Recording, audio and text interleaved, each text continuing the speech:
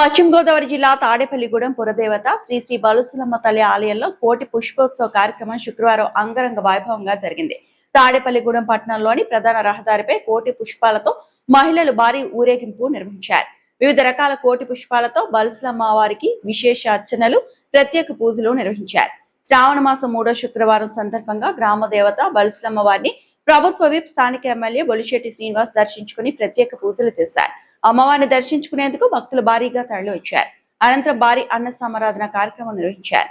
ప్రభుత్వ విప్ బొలిశెట్టి శ్రీనివాస్ మాట్లాడుతూ రాష్ట్రంలో వర్షాలు సుభిక్షంగా కురవాలని, రైతులు సంతోషంగా ఉండాలనే ఆకాంక్షతో అమ్మవారికి కోటి పుష్పాలతో అర్చనలు చేయడం సంతోషదాయకమన్నారు. శ్రీ బలుసులమ్మ వారి కృప కటాక్షం కోటివి ప్రభుత్వానికి, రాష్ట్ర ప్రజలందరికీ ఉండాలని తెలిపారు.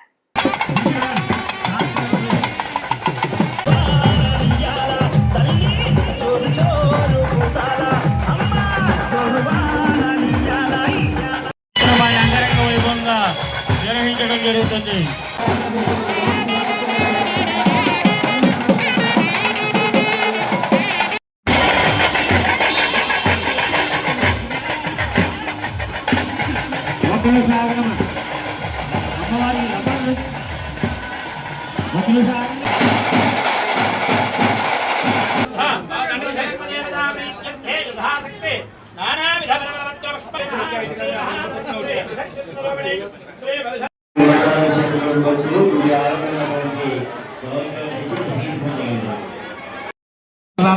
రూపాయలు విరాళంగా అందజేశారండి.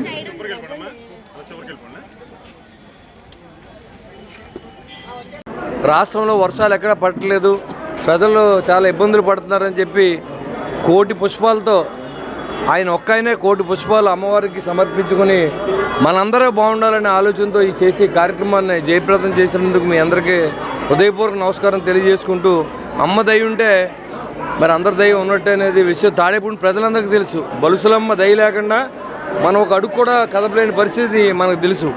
మరి అమ్మ దయతో మరి ఈ కార్యక్రమాన్ని జయప్రదంగా మీరు అందరూ కూడా వచ్చి మరి అమ్మవారి ఆశీస్సులు పొంది మరి రానున్న రోజుల్లో ప్రజలకు కష్టాలు లేకుండా, ఆంధ్ర రాష్ట్ర సుభిక్షంగా, రైతులు బాగుండే విధంగా, ఈ రాష్ట్ర పాలకులు బాగుండే విధంగా, కూటమి ప్రభుత్వం బాగుండే విధంగా మరి అమ్మవారి ఆశీర్వాదం చేయాలి.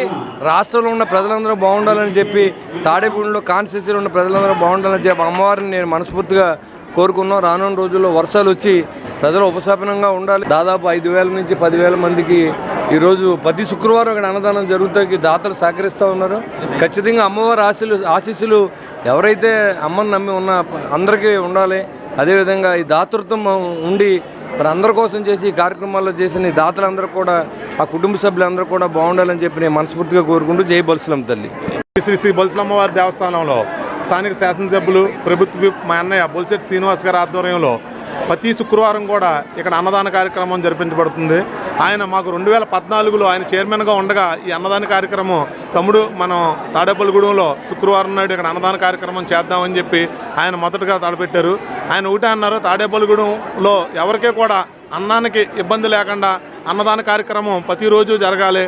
అలాగే మన బలుసులమ్మ గుడిలో నిర్వహంగా ప్రతి శుక్రవారం కూడా చివరగా వచ్చే భక్తుడికి కూడా అన్నదాన కార్యక్రమం చేసేలాగా మాకు ఆయన సంకల్పంతో ఆ రోజున మేము మొదలెట్టాము.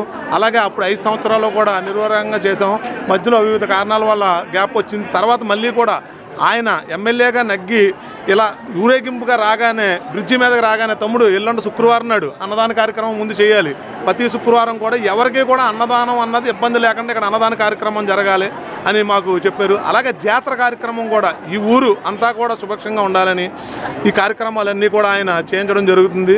వారికి ఈ పట్టణ ప్రజలు అందరికీ కూడా అమ్మవారు ఆయన అష్టైశ్వర్యాలు కలగజేయాలని కోరుకుంటూ జై బలుసులమ్మ. తాడేపల్లిగూడెం పట్టణ పురదేవతగా విరాజిల్లుతున్నటువంటి శ్రీ బలుసులమ్మ అమ్మవారి యొక్క ఆలయంలో శ్రావణ మాసాన్ని పురస్కరించుకుని ఈరోజు పౌర్ణమి శుక్రవారం ఎంతో విశేషమైనటువంటి రోజు. అమ్మవారి ఆరాధనకు ఎంతో యోగ్యమైనటువంటి రోజున